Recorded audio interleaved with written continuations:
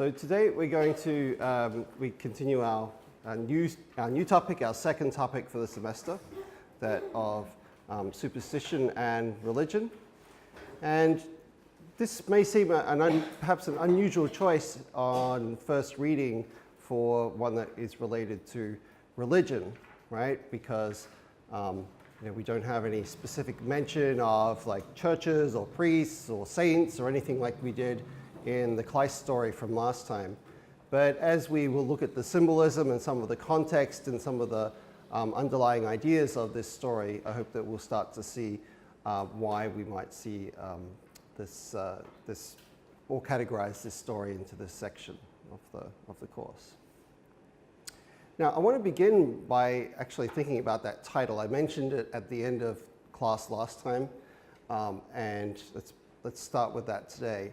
The title, A Passion in the Desert, right? And of course, like some of our other stories, this one is translated for us into English, but in the French it is also that word passion, passion, right? And that word has a deliberate double meaning to it, right? So passion, we're all familiar with the sense of passion as in like falling in love or being very passionate about something, but usually we mostly associate that with something that we are in love with or that we are, really care about a great deal, all right? But the actual Greek root of that word comes from the term for suffering. So the most common place in which you'll encounter this, of course, is in a religious context, often referred to, for instance, as the Passion of the Christ, right? And of course, they're not talking about Jesus Christ being in love or, giving flowers or going on dates or marrying anyone, right? They're talking about the suffering of the Christ in that particular instance, right? So the Passion of the Christ refers to suffering. So there is this double meaning to this term, two overlaying meanings, right? Is this sense of love, passion, right? And also that of suffering. Right? And even within that word of like, even in that meaning of, passion, there's almost this sense that you're oppressed, but you're so obsessed with something or someone or some activity that you're passionate about that there's this sense that you are like suffering from it or suffering from an obsession with it. Okay. So this term, a passion in the desert, we can see that there are these shades of the religious meaning and religious tone, because that term passion, as we can see from the Passion of the Christ, is usually only used today in a religious context, right? We don't usually refer to someone's passion as their suffering, right? So there are a whole tradition of different things, passion plays and so on, that usually have to do with the death and suffering of Jesus Christ. So Balzac is deliberately using this term and playing upon these words. All right. So we've already read one of his stories earlier, which was what was the story we read of his? The Elixir of Life, right? That was the one that was set back at around 1500. And it's told us the story of Don Juan and how he failed in his duty to his father to bring him back to life with this magical elixir of life, this water or liquid of life. And then he tries the same thing on his own son, is brought back to life partially, right? But is kind of a evil zombie by that time, even though he's being venerated as a saint. So this story, right, published right around the same time as the last story that we read. And Balzac was an amazingly prolific author, right? Amazingly prolific author. In fact, he had a plan during his life that he was going to write. Basically, his plan was to write a sort of or to give us a snapshot, right, of French society of his time, right? So all the different aspects. The rich people, the poor people, the people in between, the good, the evil, the city, the country, philosophical stories, right? All of these he imagined as being part of this huge project that he called the human comedy, right? And of course, this title is a reference back to the famous Italian poet Dante, who had the Divine Comedy, right? In which Dante, the poet, goes through hell, through purgatory, and ends up in heaven, right? Instead, Balzac wanted to give us the human comedy, right? Now, he planned to write 160 works, right? And he lived from 1799 to 1850. He burned himself out, right? And he nonetheless finished 90 of those, right? Even though he was only working on this project for 20 years, right? So you can imagine, like, he's churning out like 4 or 5 of these works. No, they're not all full-length novels, but many of them are, right? So, you know, he was a real workaholic. He drank a lot of coffee, just stayed up night after night, writing. He had some business ventures as well that failed, and that basically he spent his whole life having to write so much because not only was he very ambitious in his project, but he also had to earn money, right? And this is the way he did it. So unfortunately, he eventually burned himself out. Although, like, one of the other amazing things about him is that despite all this time that he must have spent on his writing, he was well known as being quite a sort of sociable sort of figure, right? That he went out to parties and he had a lot of fun, and then I guess he ran back to his writing desk and kept on writing, right? So he's a very sort of larger than life sort of figure. You can even see, like, from this, there's not very many pictures of him, but even the images that we have of him, he seems like this huge, like, giant of a guy, right? He's not like a skinny little rake. He's, you know, he's full of life and passion. All right, so we've already seen, right, when he lived, and we talked a little bit last time about how Balzac is considered to be the founder of a movement known as realism, right? But just like we saw in The Elixir of Life, right, where we had a story that was not realistic, right? It had a magic liquid, magic elixir that could bring you back to life, not real. In the same way, in this story too, we have a supernatural or not particularly believable element insofar as we have this sort of big cat. It's translated as in different ways throughout the story, but I think probably the closest it is a leopard. It's definitely not a panther, right, which are black and live in South America and in jungles, not in deserts in Egypt.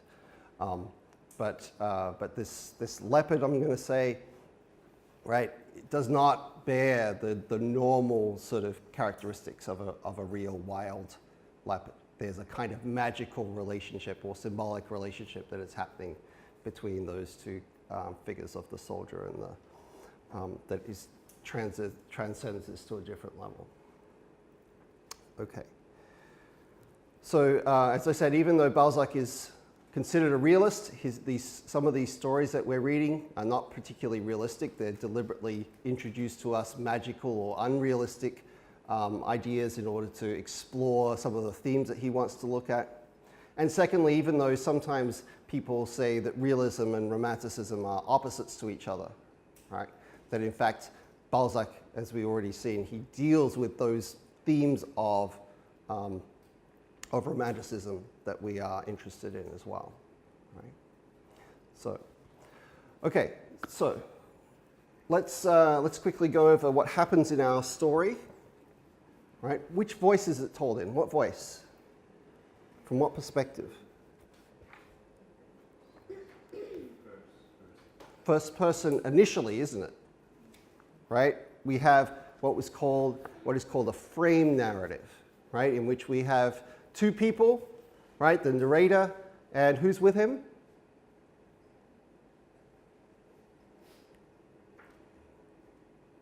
Who's with the narrator? We don't know her name, but what's their apparent relationship?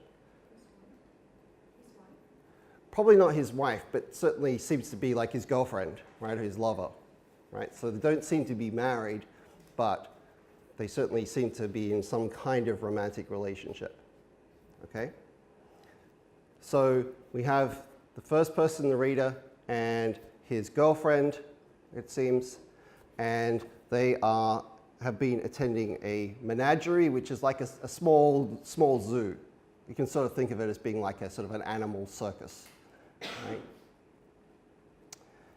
Okay. And so, of course, our story is set, unlike the other story we read by Balzac, is set during Balzac's time, right? This frame story is, right?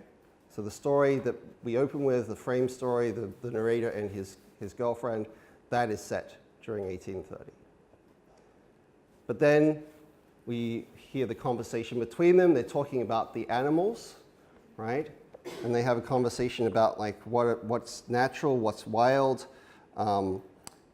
And he tells her that, you know, he used to think that like the wild animals in the circus or the menagerie were impressive the first couple of times that he saw them, but then one day he met an old soldier from the time of Napoleon, right? So this is taking us back roughly 30 years when the soldier would have been younger, right? When that part of the story begins. So there's a contrast here between like this generation from around 1830 and then the soldier's generation who would have been like in his youth around 1800. So he talks about how he met this soldier. They sort of struck up a friendship, and over lunch and a bottle of champagne, right, the soldier agrees to tell him this story. So notice that our story then switches voice, doesn't it? Right? It changes the perspective from which the story is told. So initially we start with this first person narrator. So we've seen how that is significant because usually first person narrators are seen as more biased, more subjective, right? But then we switch into this voice where the narrator then retells the story that he heard from the old soldier, but he retells it in a third person voice, right? As if he is like this sort of omniscient, all-knowing narrator who's able to tell you what is happening in this story from the past. So we learned that this soldier was this old soldier, right? He's old now, at the time the story is told, but he tells a story that happened to him many years ago when he was fighting under Napoleon in Egypt. Right? And during this fighting, the soldier is captured, right, by a group of the native people, the Arabs, the Mugrabans, and he is marched along with them. And when it comes nighttime, right, they think, well, he's not going to go anywhere. Like, there's just desert. He's not going to run away, right? He'd be stupid to run away. And so they just tie his hands, right? And he's like, well, I'm going to try and run away anyway. And so he cuts the ropes holding his hands, steals some supplies, steals a horse, and he takes off as quickly as he can. So quickly, in fact, that he rides the horse into the ground, and the horse dies from exhaustion. So he keeps on going until eventually he comes to an oasis, right, where there's some trees and there's some water. And he yearns for his life back in France. Right? It's like, oh, why am I here in the desert? I wish I was, even the dirty old streets of Paris would be better than being stuck out here. But then he tries some of the fruit from the trees. He makes himself a bed, right, from the branches.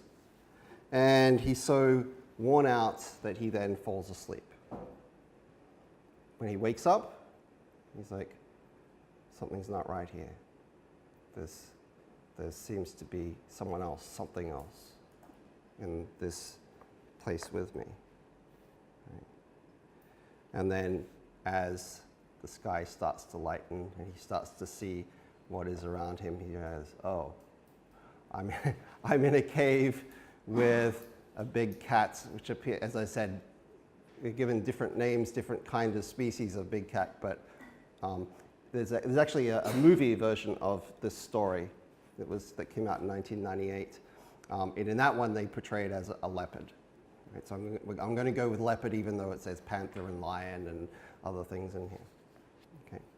So, so he sees this leopard sleeping there, and he's like, oh, you know, I can see it has blood on it, so at least it's eaten recently. It's not going to be hungry enough to just kill and eat me straight away. But it's probably going to kill me.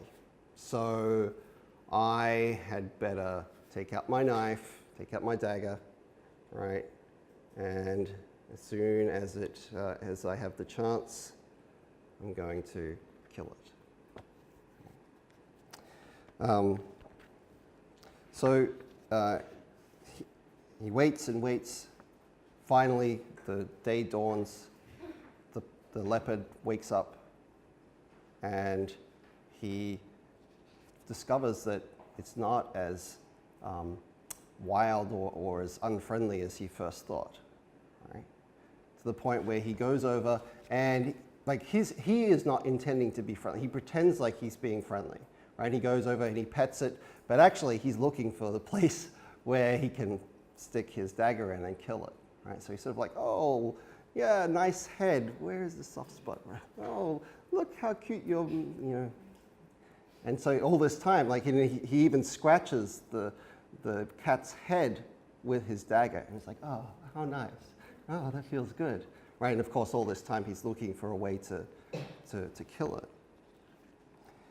But because the leopard reacts in this way, right? And because he can't find a spot where he could easily kill it, because he thinks, well, I could stab it here, but then, right, it might not kill it straight away, so it might then still attack me, and then we'd both be dead, right?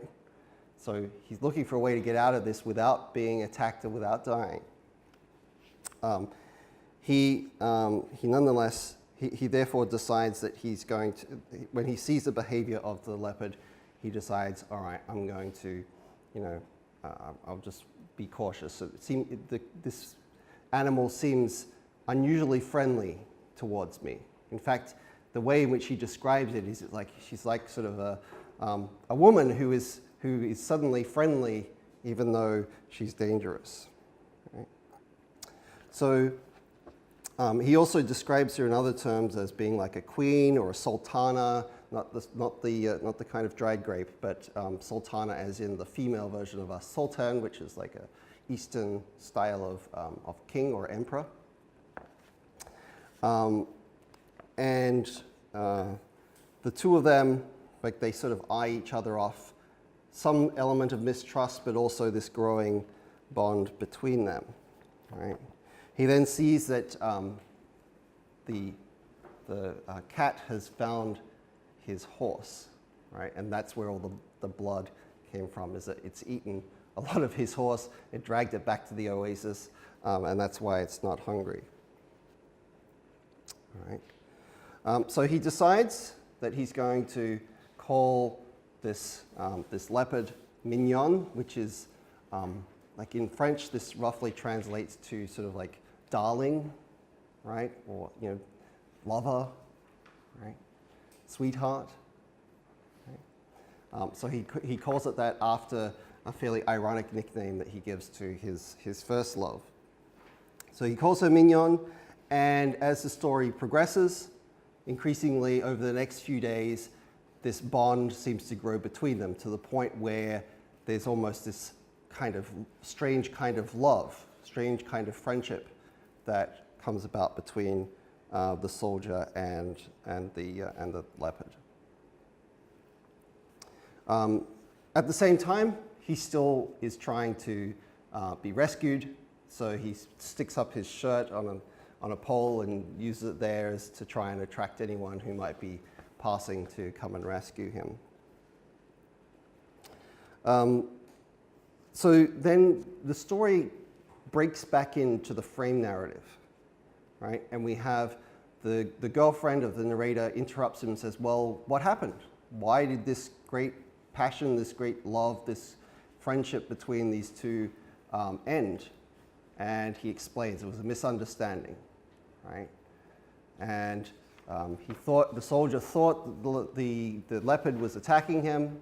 She just sort of playfully went to bite him in a playful sort of way. And he was like, oh, and stabs her and kills her, right? Even though it was just playful, it wasn't actually trying to kill him. So then we have the final words reported of the soldier, and the soldier talks about how even though over the next few decades he's had all these experiences, he's fought in other wars, he's been to all sorts of other places, he's never experienced anything like what he experienced in the desert. The desert is this strange place, and he closes with those words, it is God without mankind. All right. Okay. So I've been particularly interested, I've been reading and rereading this story the last couple of years because there was a novel by a British novelist, Hari Kunzru, called Gods Without Men, right, taken from that last line of this story. So I've been thinking about this story a lot. You'll see some of my interpretations in the slides as I've been trying to look at the connections between this story and that novel.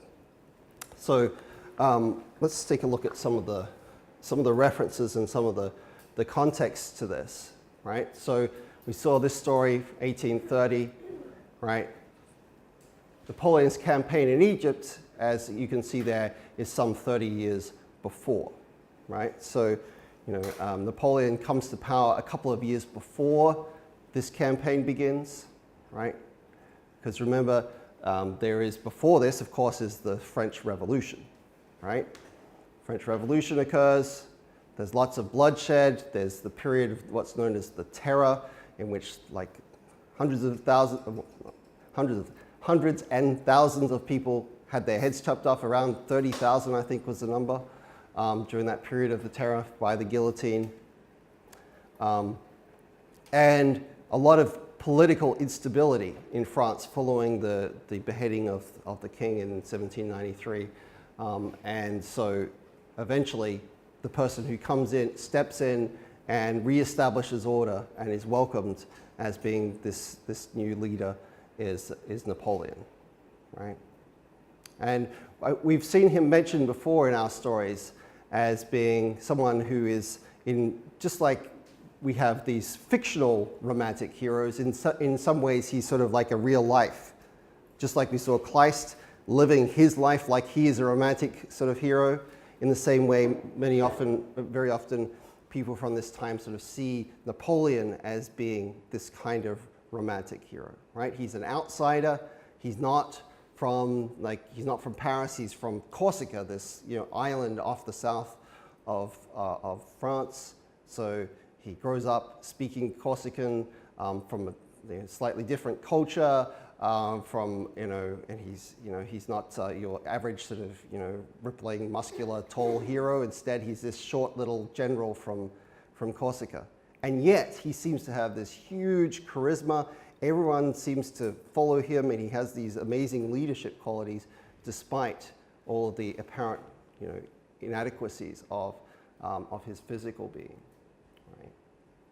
And also, in this time, of course, by the time that Balzac is writing this, Napoleon is a figure that is also kind of in disgrace, right? Because he was seen as someone who was extremely talented, right? He had all these leadership and charisma skills, and yet at the same time, he's seen as someone who sort of squandered that, right? He might have brought the country together, but all of his military adventures and so on meant that eventually he sort of ruined that legacy. Okay, so he's sort of, like we've seen, the sort of the opposites in so many characters and so many stories. Napoleon himself embodies a lot of these sort of opposite characteristics. Heroic, charismatic, amazingly overcomes so many things, and yet such a disappointment. such a letdown, so sort of arrogant and foolish in the way in which he caused his own downfall. Right? So Egypt is part of, as I said, Napoleon's part of his campaigns. Mostly, of course, he stuck to Europe for his conquests, but there was certain strategic importance, particularly to Egypt, and particularly in attacking the rising superpower of that time of Great Britain, because the British controlled a little strip of land that runs from the Gulf into the Mediterranean, right? And this strip of land, well, I guess it's a strip of water technically, is a little canal called the Suez Canal, right? And the reason it's so important is because at this time, like, most trading was done by ship, right? And of course, a lot of it still is, but these ships, often they were coming from Asia, particularly from India, right? From places in the British Empire. And to get back from, say, India to Europe, if you went the normal way, you'd have to go all the way around Africa, all the way up and back to Great Britain. Whereas if you could sail from India up through the Persian Gulf, through this shortcut through the Suez Canal, you could cut months and months of time off your trip. So it meant it was, a huge advantage in trade to have control over this Suez Canal. So this is one of the reasons that Napoleon launches this campaign here. So you can see that many paintings and portrayals of Napoleon in Egypt. You can see here him facing up to the Sphinx. Okay, so this gives us the time, gives us some context to when this soldier is living and what he's doing here. Now, there's another reference, and he's not referenced directly in our story, but just like we saw with the Kleist story last time, when we were told like that, the brothers had studied at Wittenberg, right? And that is like a big clue for like any reader. Oh, Wittenberg, what's that connected with? Oh, Martin Luther, right? And the Reformation.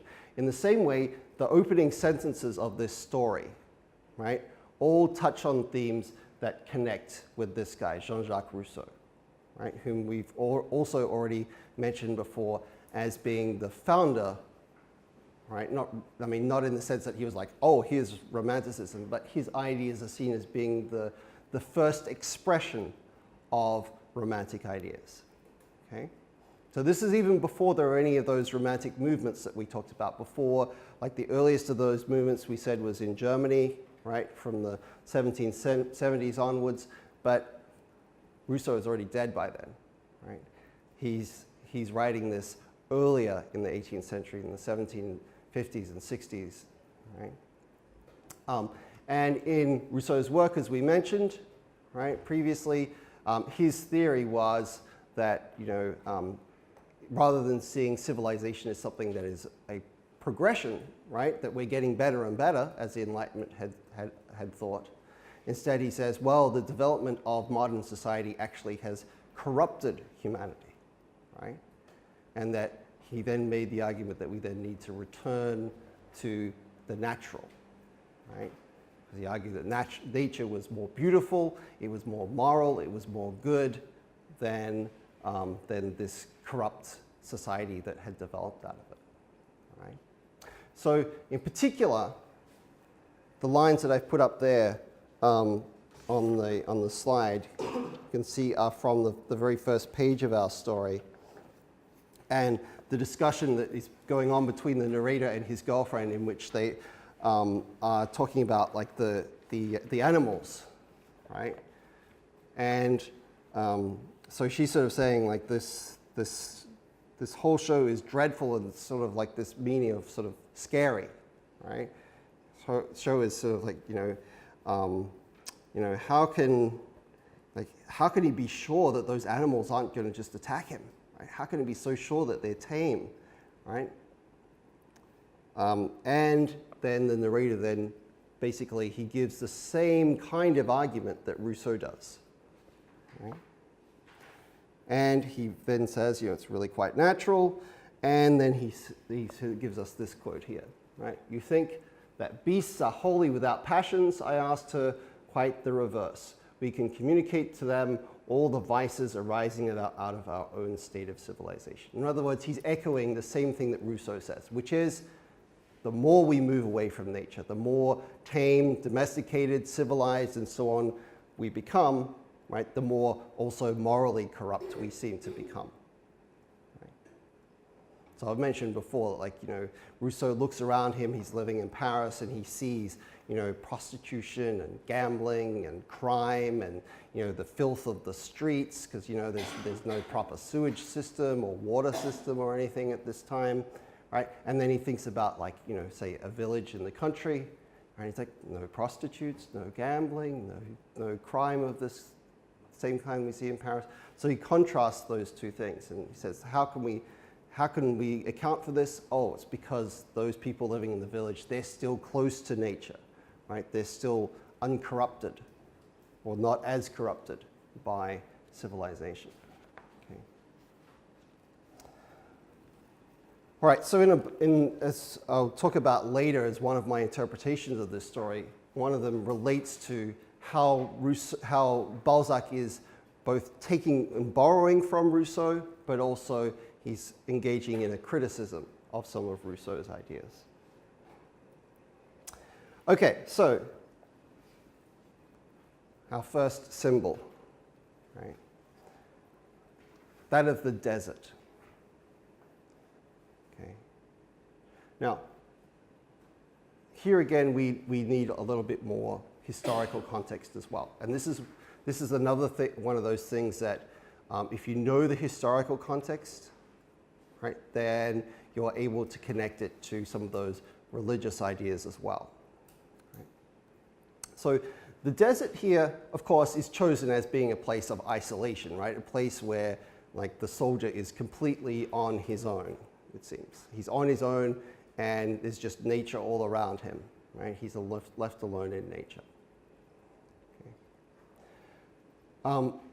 But this particular desert, right, the Egyptian desert, has a long and important connection to the history of early Christianity.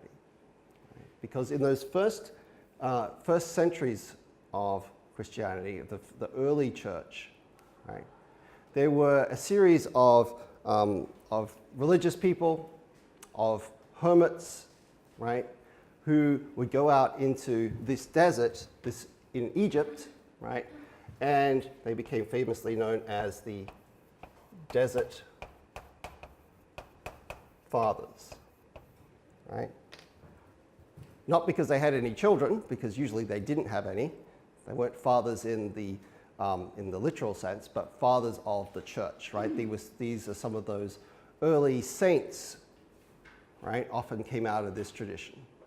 And they would take very seriously the idea that they needed to, in particular, remove themselves from the corruption, from the evil of the world, right? So they would go out into the desert and they would remove themselves from any sorts of temptations, right? So there's no temptation, for example, to have sex, right? Because there's no women, no one else is around, so there's no sexual temptations.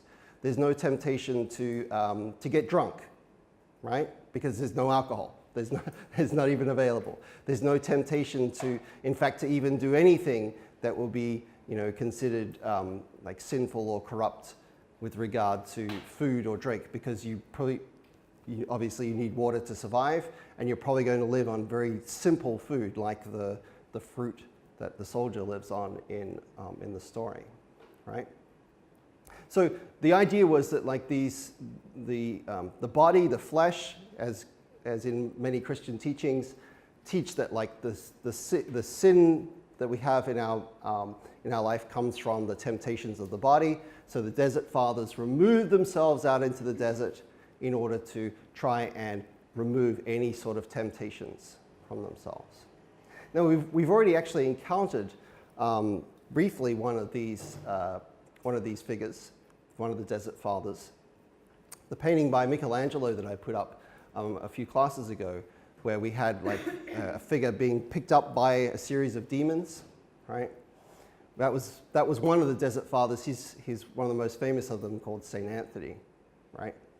And Saint Anthony was, even though he moved himself out into the desert, he nonetheless had all of these visions in which he believed like the devil was sending him temptation. So he would have like visions of, you know, women, naked women coming to see him, or people offering him things. And I'll show you a slide of one of the paintings of this in a moment. Like people offering him, you know, wine and other things to tempt him, right? So he would have these like overwhelming visions that were like almost like real to him, that he was thought was sent to him from the devil. And of course, he, like being a good saint, he resisted them all, of course. Okay. So we see that the desert too is a mode of, or place for reflection, right? And this is reinforced too by the way in which Balzac describes it in this passage, where he describes it as being like a looking glass or like a mirror, right? This is where the soldier has to confront himself. He's alone, he doesn't have anyone else to fall back on, and he's really confronted with who he is and what he thinks about himself. So this is on page 64 of our story, the second page. It says, "Before him stretched an ocean without limit. The dark sand of the desert spread further than eye could reach in every direction and glittered like steel struck with bright light. It might have been a sea of looking glass or lakes melted together in a mirror. A fiery vapor carried up in surging waves made a perpetual whirlwind over the quivering land. The sky was lit with an oriental splendor of insupportable purity, leaving naught for the imagination to desire. Heaven and earth were on fire," right? So we sort of have two things in there. We have that metaphor or symbol of the mirror, right? And we also have this description of this desert as being like he's in a sublime kind of landscape. Like this is, you know, almost beyond words. It's this magnificent, overwhelming picture that we have of like, you know, constant storm, you know, constant whirlwinds that he's seeing, this brutal sun that's beating down upon him, and he's alone on this horizon. Okay, so here, this is, you can see his head and his arm. This is Saint Anthony, right? Well, actually, you can see both of his arms there. Being tormented, right? And around him, all these, you know, all these women who are tempting him, both with sex and with food and with other things, right? And he's like being a good saint. He's like, "Oh no, devil can't get me. I will fight them off with my Christian beliefs," right? So this is, as I said, the most famous of those early Desert Fathers. So we're talking like 2nd, 3rd, 4th century here, right? So way beyond Balzac's time. We also have some other references in our story. We're told that the leopard, the big cat, is compared on page 67 to Nero. Who is Nero? Yes, he was an emperor of Rome, and there were some pretty bad and pretty cruel emperors, but Nero somehow manages to triumph as perhaps the worst. Right? there was some other pretty bad ones. And you can see a famous image here or famous story about him here. He's playing his lyre and singing. Apparently he wasn't very good at it, but he thought he was a genius. And because he was so cruel and so fearsome, no one dared to say, "Nero, you suck. Stop playing, stop singing, it's awful," right? Everyone around him was like, oh, that was amazing. You're a genius. You're brilliant. And so what you can see happening in the background is that Rome is on fire, right? And so it's rumored that Nero might have even been behind the fires, right? That he might have just been using it to get at his enemies and at his critics. And you can see there, he doesn't care. right? He's so cruel that like all these people's houses are burning down, people are dying in this fire. And like, let me play another song. What would you like to hear, right? So the cruelty, right? Just the sheer cruelty, like not caring about anyone else, of just being this absolutely, self-absorbed person here is how is the reference, the meaning behind the reference. And of course, the big cat is not like Nero in the sort of sense that like Nero is like sort of pathologically cruel, right? Instead, we see just the big cat is just wild, right? It's not that it's moral or immoral. It just kills and eats and it doesn't think about it, right? So there's this connection there. One of the other references that we also have is on page 69, where the soldier says that the leopard has the soul of Virginie. Virginia in English, but Virginie in French. And a couple of different possibilities. There is an earlier romantic novel called Paul et Virginie, Paul and Virginia, but I'm pretty sure that given the context of the story, what happens in this story, that Balzac is referring to a famous story from the establishment of the Roman Republic, right? In which, at the time, Rome was ruled by 10 rulers, a group of 10 rulers, sort of 10 dictators, right? And one of those dictators had taken a liking to this young girl, Virginia, right? And he had kidnapped her while she was going to school. And her, not only was her father not terribly impressed by this, but in fact the whole population of Rome was up in arms about it. There were negotiations to sort of have a trial and a hearing about this. And at the trial, in sort of a weird twist, Virginia's father, as you can see in the picture there, he ends up stabbing, doesn't kill her, but he ends up stabbing his daughter, right? And the idea here is that there's a double sort of meaning to this, right? That he is, obviously, he loves his daughter, right? And he stabs her in this case to save her, right? It's a way of getting her out of there and getting her away from what's happening. So, normally you don't stab your daughter if you love her, but in this case, right, he does that, right? So it's this extreme measure that he takes. He stabs the person that he loves. And of course, this is what happens with the ending of our story, isn't it? Right? We have the same sort of thing, right? Where we have the parallel moments where the soldier stabs Mignon. Okay.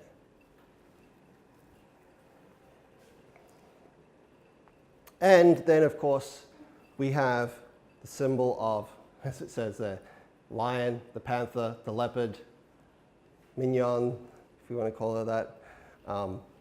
We have why is this particular animal, why is this particular one chosen? Well, the first time the big cat Mignon is referred to as a lion. What's a lion often associated with? Yep, king, right? So think of the Lion King, for example, right? The Disney movie. But it goes well beyond Disney, right? There's a long tradition of the lion as being the symbol of power, right? And this is where one of the interpretations I'm going to offer for this story comes from, is that this lion perhaps represents Napoleon, right? That as this king, he's not a king, he was an emperor. But even at this stage, he still wasn't an emperor, he was still just a general. But he was firmly, at this point, loved by the French, right? Before, he went bad and things started going downhill. At this point, he was loved by the French, and nonetheless, he's presented as being perhaps similar to a wild animal, a wild beast like this, like a lion or a leopard. Okay. So some different interpretations I'm going to give according to this. Okay, so interpretation number one, right? Okay, interpretation number one has to do with Balzac's reading of Rousseau and his reaction to Rousseau. Now, we've already seen that in Romanticism, that first value that we talked about, that of nature, is very important, right? Romantics have a varying kind of relationship with nature. Sometimes nature is very loving and very caring, although in most of the stories that we are reading, they're from slightly later Romantic writers, and they tend to have a much darker view of nature. Nature as sublime, nature as terrifying, or nature as vengeful insofar as you've transgressed what nature has done, right? And therefore you have to pay for that. So in this case, though, we have a discussion of, or a look at what is the natural, according to Balzac. Because what's happening in that opening scene, right, this show that they've just come out of, is that, you know, people like the narrator and his girlfriend, they're going to this show, similar to this sort of like Las Vegas style show that you see in the picture, right? And they've seen all the, you know, they've seen elephants and lions and tigers and all sorts of things, and they've seen them perform, right? And they're thinking, oh, I've just seen wild animals, right? And of course, the narrator is a little more experienced, and he's like, come on, those are not wild, right? They're not really wild, right? In the same way as their behavior, you know, jumping through hoops and responding to, you know, sticks and things like that, is that natural behavior? Like, of course it's not, right? None of it is natural in the sense that they would do it in the wild, right? So this becomes a critique that Balzac and then later on other writers like D.H. Lawrence will make about some other Romantic writers, and particularly Rousseau's idea of nature, is that they say that Rousseau's idea of nature is too fake, right? He has a sort of idealized, humanized version of what nature is, right? An idea that is conceived by humans and projected by humans onto nature as to how nature should be, right? Whereas a real lion, tiger, panther, whatever you want to call it, does not behave in the way that you would see in a show like this, right? In the same way, our conception of nature is wrong, right? It's not natural, okay? So, I mean, you can think about this in the same way if I was to say, you know, Isleta, behave naturally, right? And you think, how do I behave? Naturally, right? I'm being natural, right? Right? It's really hard to do that as soon as you start to think about what the natural is, right? So this is the, as I said, the criticism that Balzac seems to be aiming at Rousseau, is that he says, well, you know, Rousseau has a nice idea about like this returning to nature, but the kind of nature that he has in mind is a fake one. It's a constructed one. It's a synthetic one. It's one that's made up by humans, constructed by humans, rather than being nature in the actual wild, right? Uncontrolled sort of nature. Okay. So this is one level, this is one way that we can interpret this story, right? Is that it is a critique of that Rousseauist idea of nature.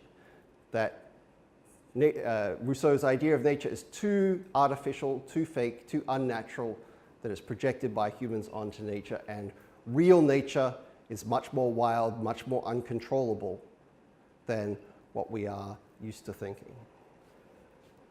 Okay. A second interpretation of this story, right? And you'll see that they overlap rather than contradict each other. There are different levels at which we can read this story. It's also possible to read this story as being a political allegory, right? In other words, that Balzac is also using the characters in the story and the way in which they interact to think about the politics of France in his time. And Balzac, this would not be the only time that he does this, right? Many of his stories follow this same kind of pattern where they, particularly his philosophical stories, they will comment on issues that are bigger issues for all of humanity, but they will also have an underlying critique of the way in which the French society of his time is working. Right? So, for instance, I mentioned the magic skin story that he wrote about the guy who gets the magic skin and will grant him any wish, right? And at first he spends it, crazily and lots of money and parties, and then by the end of the novel, he doesn't want to make any wish just in case it shrinks, and with the shrinking of the skin, he'll eventually die, right? So that story can be read, of course, as a story about, like a general human story about desires and getting what we want, but it can also be read as a story about like the politics of Balzac's time, particularly the French Restoration, right? So there's always some kind of level of commentary, or usually some kind of level of commentary about French politics as well that's going on in Balzac's stories. They have many different levels. So you can see Napoleon there. I deliberately chose that his name literally means, as it says there, the Lion of Naples, right? Napoleon, Naples, right? That first part, Naples, and then Léon is the French word for lion, right? So Lion of Naples, even though he calls himself the eagle, right?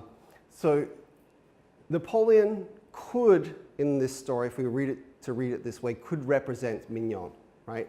It's this beast, this lion, this charismatic leader, right, who unexpectedly forms this bond with, in this case, one soldier, but of course, in that case, the soldier would represent the French army, right, and the French people. And then it all ends with a misunderstanding, right? That Napoleon falls from power because of a kind of a mutual misunderstanding between the two of them, right?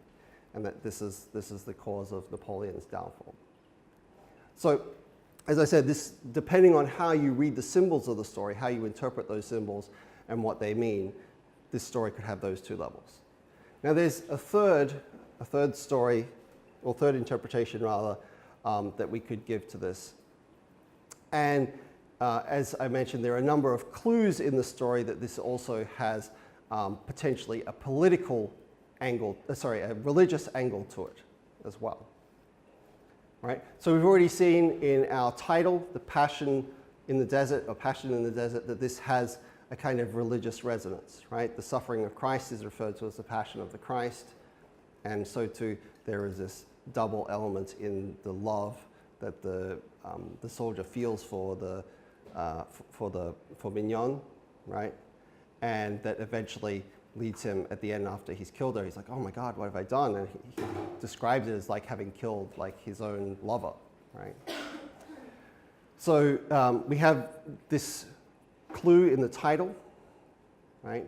We have the context here of connecting this location, this setting, back, as we've already seen, to the Desert Fathers, those early Christian saints, and of course the soldier himself is, we're told, is no saint at all, right? But that's meant to contrast the modern human being, like the corrupted Rousseauist vision of humans, with that earlier, perhaps better version from the time of the Desert Fathers. And also those enigmatic last words that the soldier gives us that finish the story, right? Where he says that the desert represents gods without men, or God without men. Okay? So in this context, it has a very similar kind of logic to the first kind of interpretation, but rather than thinking about nature as being something that humans have tried to artificially control or try to think about, Balzac may be making an argument that humans have instead, that the big cat represents God, and that the relationship between humans and God, right, especially because it has this connection to the Desert Fathers, is something that was once passionate, was once part of like the early church, and since that it has like fallen apart due to a misunderstanding, right? That it's not that God doesn't like humans anymore, and that humans don't like God anymore, that they've had this falling out that's due to a misunderstanding and this disconnection that has occurred, right? That is reflected on by the soldier at the end through those words, that the desert is God without men, right? In other words, God without like the things that he's created, right, is a third possible interpretation of this story, right? So as I said, those are three very different interpretations, three very different ways of looking at it. The first one focuses, the one on nature focuses more on the romantic connections, right? It focuses upon that idea of nature and how humans relate to nature. The second one relates more to the French politics of Balzac's time, where he's rethinking the legacy of Napoleon, right? And has this very ambiguous, the French at the time had a very ambiguous relationship to Napoleon, admiring him in some ways, but also disappointed and disillusioned with him in other ways. And then thirdly, this possible religious interpretation, right? That the relationship between Mignon and the soldier perhaps represents the relationship between humanity and God that begins off well, but then ends in a misunderstanding that they're not able to communicate anymore. All right, so let's turn now to our homework sheets and see what are some of the passages that you guys picked out to see if we can add some more layers of meaning to this story. Okay. Let's see. Haeyoung, why don't you begin today? What did you pick out? I picked page 69, 69. yep. Third paragraph from the bottom of the page. Mm-hmm. Ah, well, you see the end. Yep. I picked this paragraph because this shows the ironic aspect of love. Mm-hmm. Even though the soldier and the panther seemed to share each other's feeling and became friendly, it was ended by a little misunderstanding and distrust. And it seems that when love is getting deeper and if lovers know each other more well, the feeling of distrust and treason became stronger too, and which is very ironical. And by killing his beloved panther by a misunderstanding, all the great passions he gave to her and the time they spent together became useless and vain. So it makes me think that the sheer passion and love can be dangerous sometimes because it can change the form anytime. Yes. And who is the narrator saying these words to? Who is he speaking to when he says those words that you picked out? Okay. Yeah, right, to his lover, right?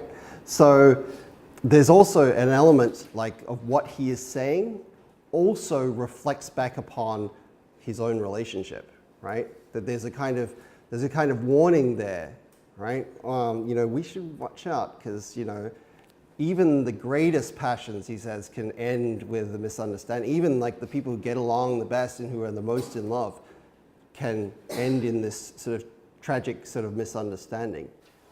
And we see that the story begins with a kind of disagreement, doesn't it? I mean, it's a friendly kind of argument that they have when they leave the animal show. But nonetheless, there's a sort of, you're right, there's a warning there that is given in general, but it also applies to our frame story, right? To our narrator and to his lover, right? And we're going to see this is something that Balzac uses in other stories. Later on, we'll look at one of his, a longer story that I've split up into two called Sarrasine, right? And you have to also pay careful attention to the way in which, like, what's happening in the story also in that story reflects upon the frame story and a man speaking to his lover, right? So this warning, it extends as a general warning, right? Great passions can, even no matter how great they are, they can end in misunderstanding. And also there's a specific warning, right? The narrator is speaking to his lover and sort of hinting, well, let's not get into a fight over this, right? Let's not end this in a misunderstanding because I don't want the same thing to happen to us. Okay. Right. Thank you. Tong Wan?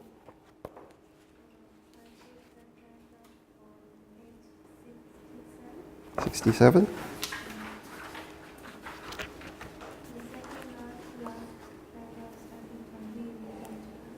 Mm-hmm. Although it is not the first time for him to touch the panda, his passion is intensive because he actually returns to her and he now feels unspeakable joy instead of feeling fear, which would be more limited desire to survive and not being overly read the panda's mind, she also allows him to do whatever he likes. She's also forgotten her natural instinct and he normally expects from beasts. Mm-hmm. Let me ask you a question. Would it have made a difference if, like, he'd woken up and there was, say, a cow? Would those same feelings, do you think, would they have happened if it was just like a domesticated cow who he gets up and he's like, oh, it's a cow, moo? It wouldn't have the same feelings, would it? Right?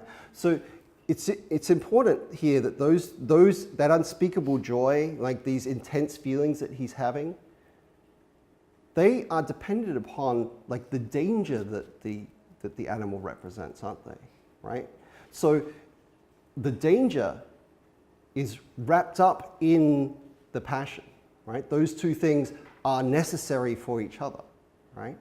You can get rid of the danger, but then you also get rid of the passion, right? And so again, we sort of see this as one of those paradoxes that Balzac is pretty good at bringing out, but also that is quite central to a lot of these romantic stories. Is that like those two opposites, they seem to rely upon each other, right? If it was just a cow and it was safe, and you would be like, oh, all right. There'd be no passion, there'd be none of those intense sort of feelings that we see expressed in that paragraph. But it's the danger of the situation that brings that out. It's crucial. So you can't get rid of the danger without getting rid of that passion. All right, good, thank you. Hiro? On page 69, Mm-hmm. three small sentences in the middle, like the one about, I do believe she's jealous, and the way it's described, like, she was beautiful as a woman. I thought it was quite interesting, as like the panther is compared similarly to like human. Yep. And from this passage, I could catch that the Frenchman loved the panther like he would have loved a woman, and it sort of described the relationship, like the love relationship of two human people. So yeah, I just thought it was quite interesting, as the panther didn't seem like an animal in this passage. So yeah. Yes. So throughout the story, yes, and certainly throughout their sort of the flirtation between Mignon and the soldier, right? There is a lot of metaphors borrowed from like the language of like romance between man and woman. And again, this is certainly again looking forward to that other story we're going to read, and also to what I said in the PowerPoint slides, right? Remember, I said there are two levels in which we could see like that humans project false views, false expectations onto others, right? So in one case, onto nature, right? It has a fake view of nature as being kind and loving and so on. Turns out nature is wild. Or if you put in that third interpretation, oh, God should be this way. Oh, I'm human, I projected this is the idea I want of God, rather than God being like, but I'm who I am, you can't define me, right? There is a similar thing going on here in a lot of Balzac stories with regard to the way in which men and women also consider each other, right? That men and women also project onto each other certain ideas of what it means to be a woman, what it means to be a lover, what it means to play certain, or to have certain gender roles, right? And in this case, we have the man projects, the soldier projects onto the big cat. He projects these sorts of like female fantasies onto her, right? In a way that is also like reveals certain things about him and about our society, right? We'll see this particularly, as I said, in the Sarrazin story that we'll come to later on in the semester, where it's all about like Balzac's looking at relations between men and women and our expectations for those things. So, as I said, if nature projected onto, God projected onto, and in this case, men and women project certain ideas onto each other that may not always be true, right? Very often are not true, but are projected onto each other. Yes. Okay, is letter? I picked paragraph, the last paragraph on page 68. Yep. And I thought that was interesting because it describes how he's like in solitude, because he's in the desert by himself, and just with the panther thing and nobody else, and like it has a lot of emotions to it, and it also has like nature and how people feel when there's nothing else around. So it's kind of like the return to nature because he's by himself and he has no other people with him. So yeah, that's why I thought that was interesting.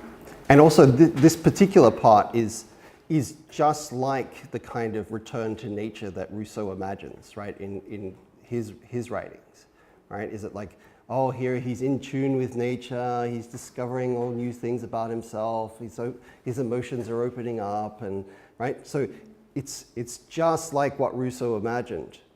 And then, of course, that then gets rolled back when, oh, but there's this misunderstanding that occurs. Oh, maybe nature isn't quite as ideal all the time as this passage seems to suggest.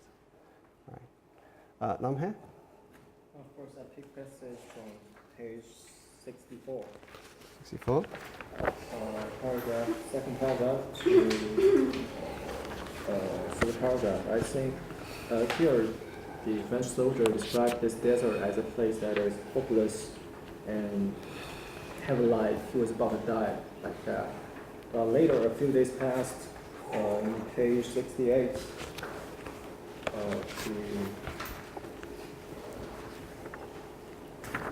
The one we're just looking at? paragraph 7. Yep. He suddenly learned to appreciate this beauty of the desert. Mm-hmm. And this dramatic change, I think the reason of this change is because he's not alone anymore. He have this big cat accompany with him. And after all, I think human beings are a kind of social animal. Mm-hmm. You cannot be alone for much longer time. And I think it's clear to see how the communication with others can bring pleasure, hope, kind of satisfaction to us. And I find this contrast on the one hand is you are in deserts, you are alone, but without satisfaction. And on the other hand, you have somebody around with you and could provide you satisfaction. Mm-hmm. So I find it's kind of interesting.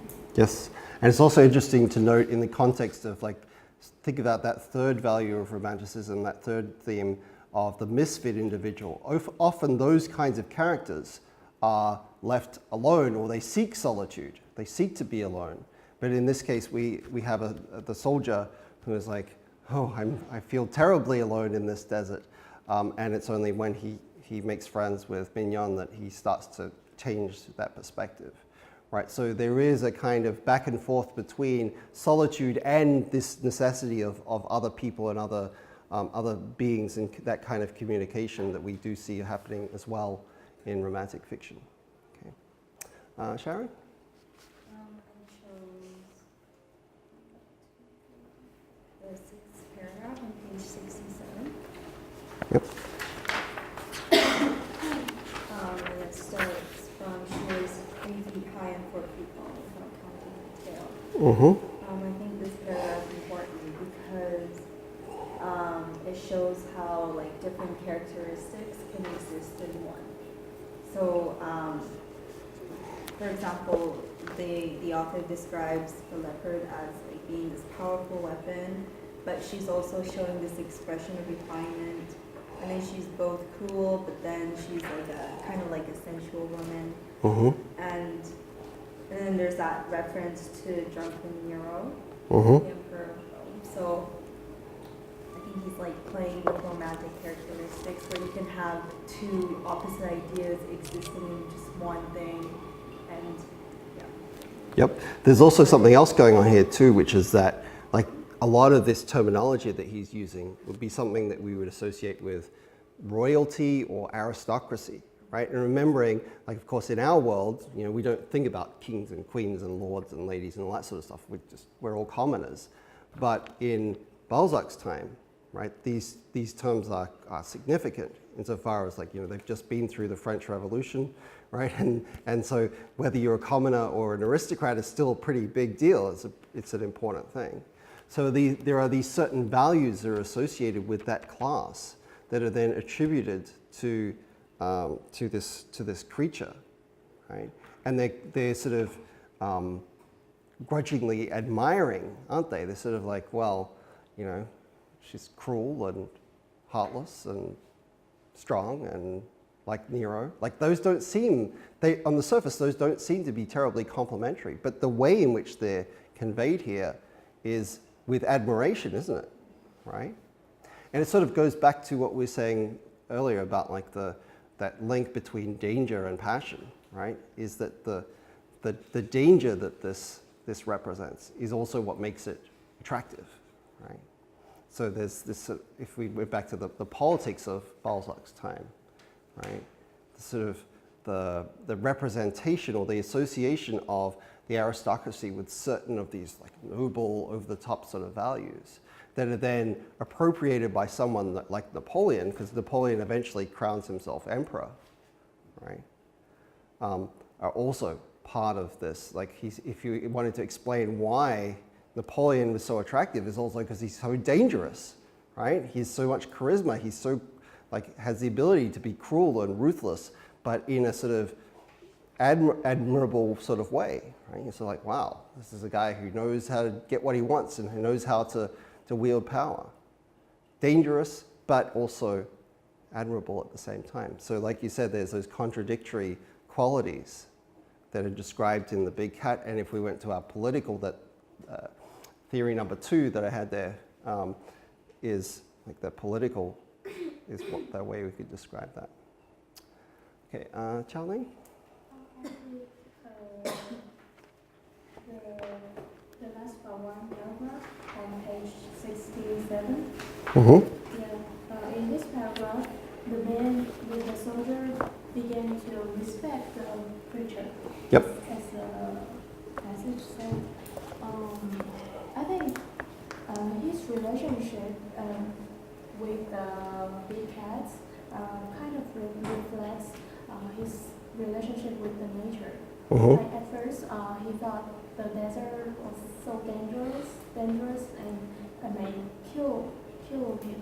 But later, he began to admire the beauty, the sublime beauty of the nature. Yeah. Yes. Yeah, so I think it reflects the power of nature. Mm-hmm. And again, it connects that passion with danger, right? It's like the danger of nature and also the beauty of nature are connected to each other, aren't they? Also in that passage, we're told where this name mignon comes from, and I've told you it's also a generic term in French for darling or sweetheart, right? But what's the specific association that the soldier has with that term? From his first love, yep. What was she like?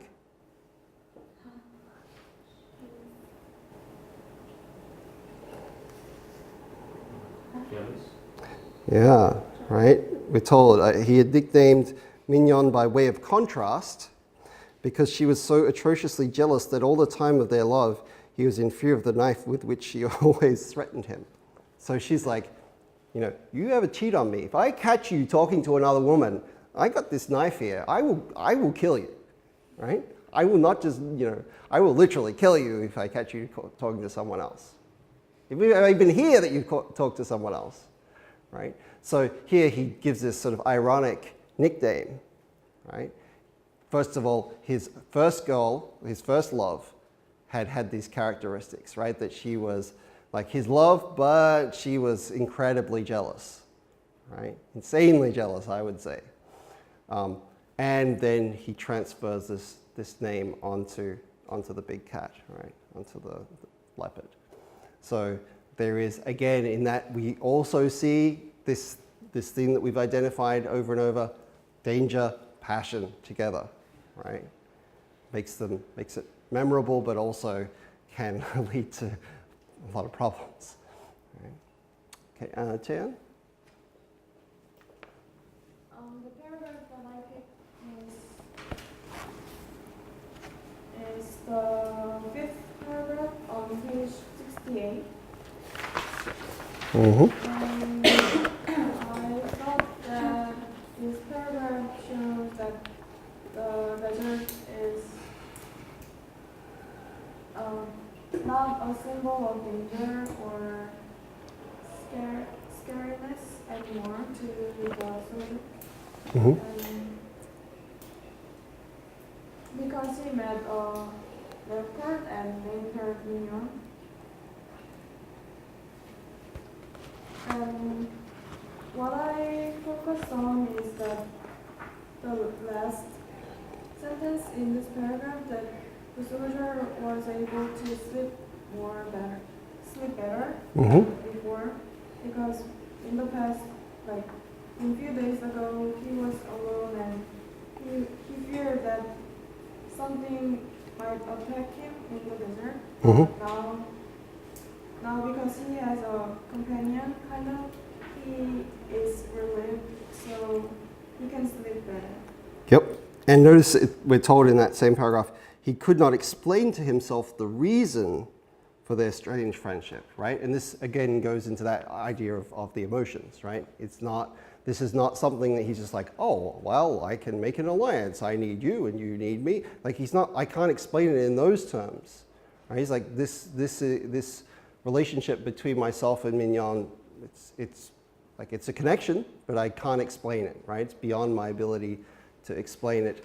And what Balzac also does for contrast is that this soldier is not a typical romantic hero, typical romantic character, right? He's kind of an anti-romantic character insofar as we're told at the beginning of the story when the narrator introduces this character, right? He says, this guy was a tough guy, right? He would laugh when his bad things were happening to his friends. If his fellow soldier died, he wouldn't think twice of robbing him. He's totally cynical, tough guy, right? This soldier is. He's not sort of, oh, I'm a sensitive romantic hero. Not at all, right? So the fact that he then is still able to be overwhelmed, right, by these kinds of feelings and emotions and have these sorts of ideas makes it even stronger, like the themes of the story. Okay, we're out of time. Thank you guys. I'll see you next week.